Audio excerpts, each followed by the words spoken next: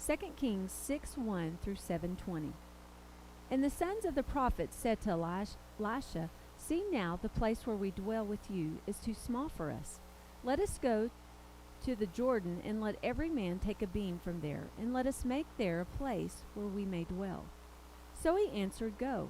And then one said, "Please consent to go with your servants." And he answered, "I will go."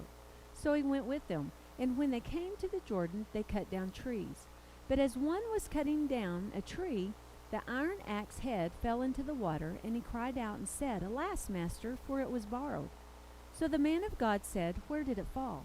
And he showed him the place, so he cut off a stick and threw it in there, and he made the iron float. Therefore he said, "Pick it up for yourself." So he reached out his hand and took it. Now the king of Syria was making war against Israel, and he consulted with his servants, saying, "My camp will beware that you do not pass this place, for the Syrians are coming down there." And then the king of Israel sent someone to the place of which the man of God had told him. Thus he warned him, and he was greatly troubled by this thing. And he called his servants and said to them, "Will you not show me which of us is for the king of Israel?" And one of his servants said, "None, my lord, O king, but Elisha the prophet, who is in Israel, tells the king of Israel the words that you speak in your bedroom." So he said, "Go and see where he is, that I may send and get him." And it was told him, saying, "Surely he is in Dothan." Therefore he sent horses and chariots and a great army there, and they came by night and surrounded the city. And when the army surrounding the city with horses and chariots. And his servant said to him, "Alas, my master, what shall we do?" So he answered, "Do not fear, for those who are with us are more than those who are with them." And Elisha prayed and said, "Lord, I pray, open his eyes that he may see." And then the Lord opened the eyes of the young man, and he saw. And behold, chariots of fire all around Elijah. So when the Syrians came down to him, Elisha prayed to the Lord and said, "Strike this people, I pray, with blindness." And he struck them with blindness according to the words of Elisha. Now Elisha said to them, "This is not the way, nor is this the city. Follow me, and I will bring you to the man whom you seek."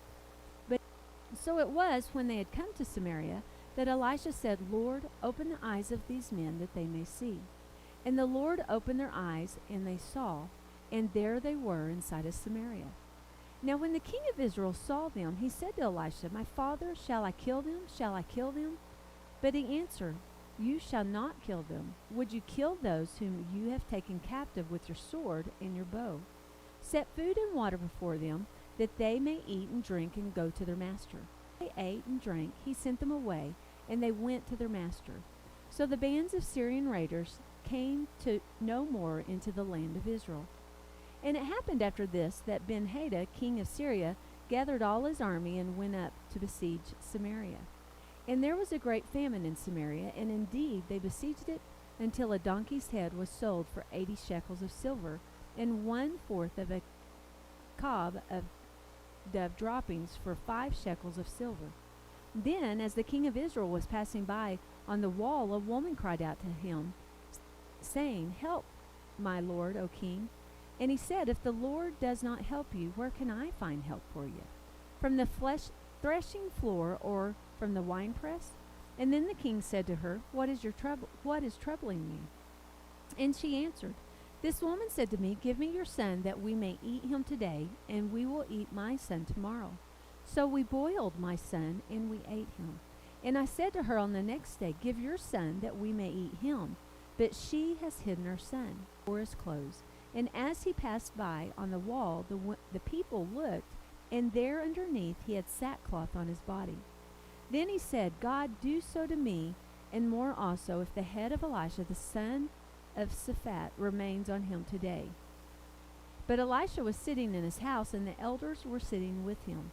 And the king sent a man ahead of him, but he said to the elders, "Do you see how this son of a murderer has sent someone to take away my head?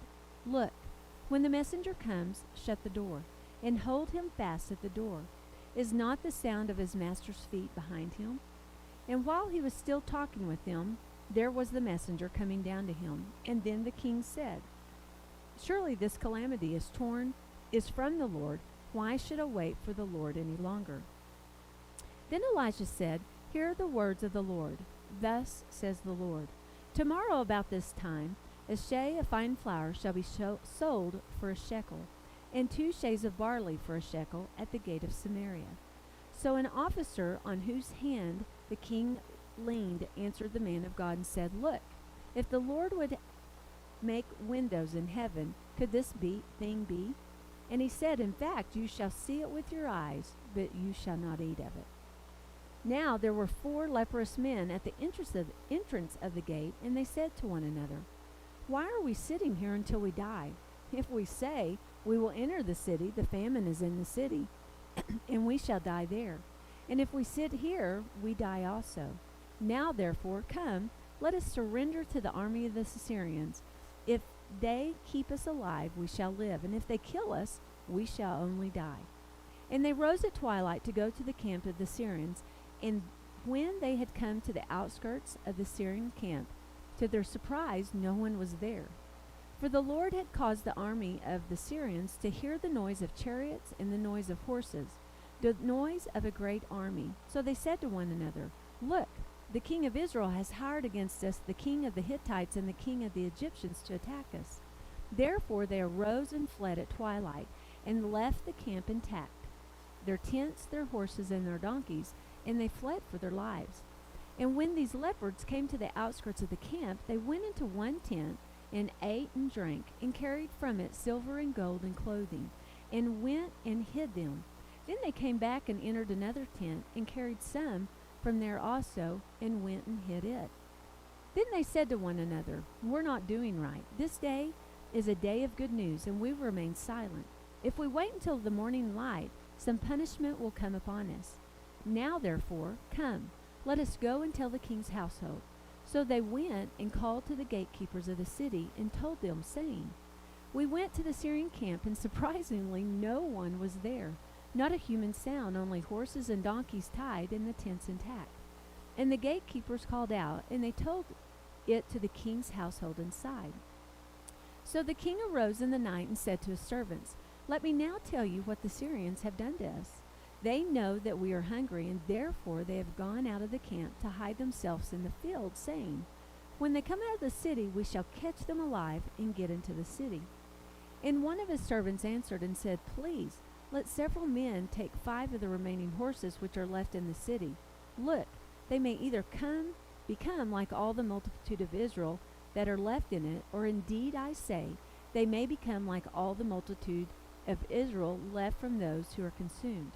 So let us send them and see. Therefore they took 2 chariots with horses, and the king sent them in the direction of the Syrian army, saying, Go and see. And they went after them to the Jordan, and indeed all the road was full of garments and weapons, which the Syrians had thrown away in their haste. So the messengers returned and told the king. And then the people went out and plundered the tents of the Syrians. So a shea of fine flour was sold for a shekel, and 2 sheaves of barley for a shekel, according to the word of the Lord. Now the king had appointed an officer on whose hand he leaned to have charge of the gate. But the people trampled him in the gate, and he died, just as the man of God had said, who spoke when the king came down to him. So it happened, just as the man of God had spoken to the king, saying, 2 sheaves of barley for a shekel, and a shea of fine flour for a shekel, shall be sold tomorrow about this time in the gate of Samaria. Then that officer had answered the man of God and said, Now look, if the Lord would make windows in heaven, could such a thing be? And he said, In fact, you shall see it with your own eyes, but you shall not eat of it. And so it happened to him, for the people trampled him in the gate, and he died.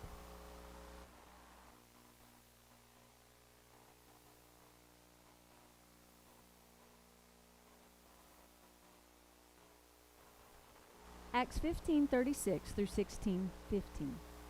Now after some days, Paul said to Barnabas, Let us now go back and visit our brethren in every city where we have preached the word of the Lord, and see how they're doing. Now Barnabas was determined to take with them the one who had departed from them in Pamphylia, and had not gone with them to the work. Then the contention became so sharp that they parted from one another. So Barnabas took Mark and sailed to Cyprus, But Paul chose Silas and departed, being commended by the brethren to the grace of God. And he went through Syria and Sicily, strengthening the churches. Then he came to Debre with Lystra, and behold, a certain disciple was there, named Timothy, the son of a certain Jewish woman who believed, but his father was Greek. He was well spoken of by the brethren who were at Lystra and Iconium. Paul wanted to have him go with him, and he took him and circumcised him because of the Jews who were in that region, for they all knew that his father was Greek. And as they went through the city, they delivered to them the decrees to keep, which were determined by the apostles and elders at Jerusalem. So the churches were strengthened in faith and increased in number daily. Now when they had gone through Phrygia and in the region of Galatia, they were forbidden by the Holy Spirit to preach the word in Asia. After they had come up to Mysia, they tried to go into Bethany, but the Spirit did not permit them. So passing by Mysia, they came down to Taurus, and a vision appeared to Paul in the night. A man from Macedonia stood and pleaded with him, saying, "Come over to Macedonia and help us." Now after he had seen the vision, immediately he sought to go to Macedonia, concluding that the Lord had called us to preach the gospel to them. Therefore, sailing from Taurus, he ran straight course to Samothrace, and the next day came to Neapolis, and from there to Philippi, which is the foremost city of that part of Macedonia, a colony. And we were staying in that city for some days. And on the Sabbath day we went out of the city to the riverside, where prayer was customarily made. And we sat down and spoke to the women who met there. Now a certain woman named Lydia heard us. She was a seller of purple from the city of Thyatira, who worshiped God. The Lord opened her heart to heed the things spoken by Paul. And when she and her household were baptized, she begged us, saying, "If you have judged me to be faithful to the Lord, come to my house and stay." So she persuaded us.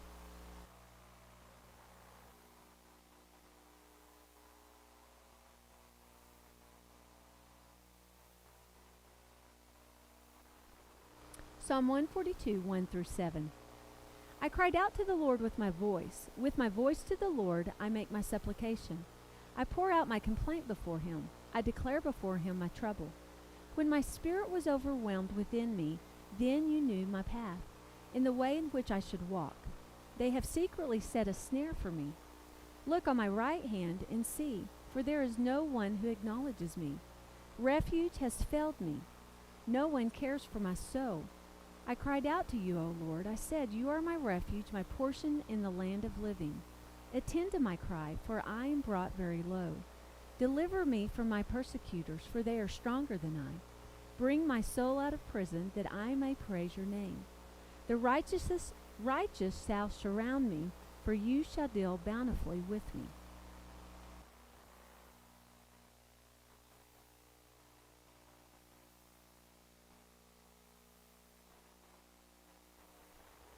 Proverbs 17, 24 and 25. Wisdom is in the sight of him who has understanding, but the eyes of the fool are on the ends of the earth. The foolish son is a grief to his father, and bitterness to her who bore him.